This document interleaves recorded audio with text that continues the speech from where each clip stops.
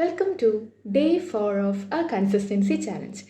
അപ്പോൾ ഗൈസ്, ഇന്ന് നമ്മുടെ കൺസിസ്റ്റൻസി ചാലഞ്ചിൻ്റെ ഡേ 4 ആണ്. ഞാൻ സത്യം പറഞ്ഞാൽ എല്ലാ ദിവസവും ലൈക്ക് ഫസ്റ്റ് ഡേയും ലാസ്റ്റ് ഡേയും ഒഴിച്ച് ബാക്കി എല്ലാ ദിവസവും ഷോർട്സ് ഇടാമെന്ന് വിചാരിച്ചിരുന്നതാണ് കേട്ടോ നമ്മുടെ കൺസിസ്റ്റൻസി ചാലഞ്ചിൻ്റെ.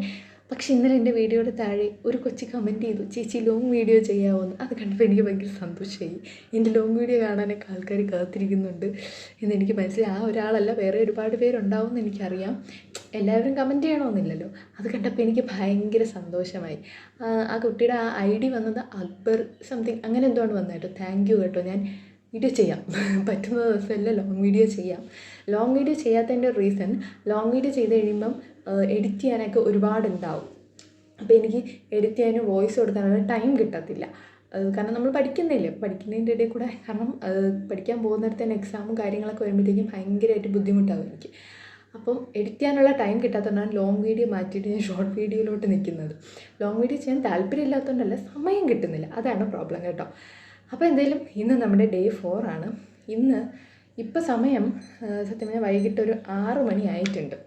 ഞാൻ കുളിച്ചിട്ടൊക്കെ വന്നിരിക്കുകയാണ്. വൈകിട്ട് 6 മണി ആയിട്ടുണ്ട്. ഞാൻ രാവിലെ വീഡിയോ എടുക്കണമെന്നൊക്കെ വിചാരിച്ചു, പക്ഷേ നടന്നില്ല. രാവിലെ ഞാൻ ഒരു 1 മണിക്കൂർ 53 മിനിറ്റും 49 സെക്കൻഡ് ഞാൻ പഠിച്ചിട്ടുണ്ട് രാവിലെ പഠിച്ചപ്പോൾ. സത്യം പറഞ്ഞാൽ വീഡിയോ എടുക്കാത്തതിൻ്റെ കാര്യം, ഞാൻ ഭയങ്കര റഷായിട്ട് നിൽക്കുമായിരുന്നു. കാരണം എല്ലാ ദിവസവും ഞാൻ തലേ ദിവസം എനിക്ക് പിറ്റേ ദിവസം എക്സാമിനുള്ള ടോപ്പിക്ക് പഠിച്ചു വെച്ച് പിറ്റേ ദിവസം ഞാൻ റിവൈസ് ചെയ്യാണ് ചെയ്യാറ്.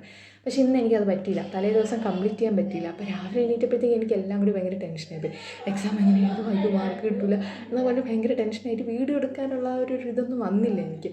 സത്യം പറഞ്ഞാൽ ഞാൻ കിടക്ക പോലും എന്താ മടക്കി വെച്ചിട്ടില്ല. അതൊക്കെ അതുപോലെ കിടക്കണം. രാവിലെ എണീറ്റപ്പോൾ ഇട്ടിട്ട് പോയതുപോലെ കിടക്കുകയാണ്.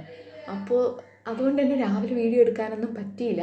രാവിലെ ഞാൻ ഇന്നത്തെ എക്സാമിനുള്ളത് റിവൈസ് ചെയ്തിട്ടുണ്ടായിരുന്നു. പിന്നെ കറണ്ട് അഫയേഴ്സ് കുറച്ച് എഴുതിയാണ്. അങ്ങനെയാണ് ഈ ഒരു 2 hours ഓളം ആയത്.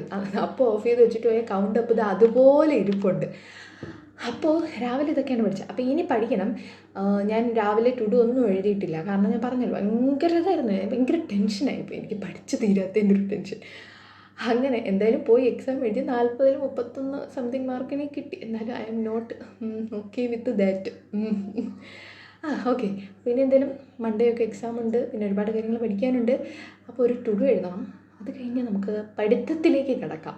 പിന്നെ ഇതിന് മുന്നേ ഞാൻ ഒന്ന് എക്സസൈസ് ചെയ്തിട്ടുണ്ടായിരുന്നു കേട്ടോ. അത് ഞാൻ ഇതിൻ്റെ അടുത്ത വീഡിയോ ആയിട്ട് ആഡ് ചെയ്തിട്ടുണ്ട്. കുളിച്ചതിന് ശേഷം എക്സസൈസ് ചെയ്ത് അതിന് മുന്നെയാണ്.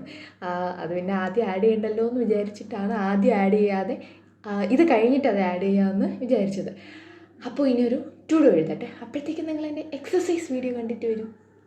അങ്ങനെ ഗൈസ്, ഞാൻ എക്സസൈസ് ചെയ്തിട്ട് ഇങ്ങനെ വേർത്ത് കാണുമ്പോൾ ഒരു വല്ലാത്തൊരു സന്തോഷമാണല്ലേ നമുക്ക്.